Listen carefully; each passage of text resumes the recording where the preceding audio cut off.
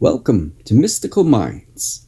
I'm your host, Jamie Gerard, and today I will be reading poetry and prose from Danny Martin Gerard.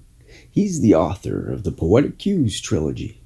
You can find his work at dannygs.fortoday.com or Mystical Minds YouTube channel and podcast, co-owned with myself, Jamie Gerard. Compassionate source and power. Whatever you project, you receive.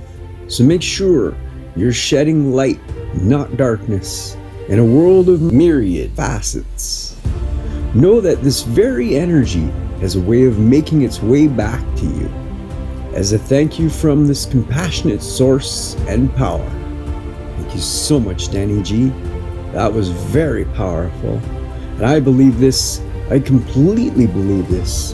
That's why I always say, put out positive energy and that's what's going to come back to you.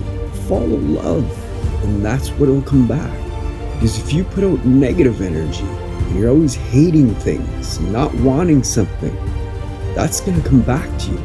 Because that's what God knows you want in that moment of time. Maybe you think you don't want it, but I believe your spirit does. That's the difference. Thank you so much for listening and have a beautiful day.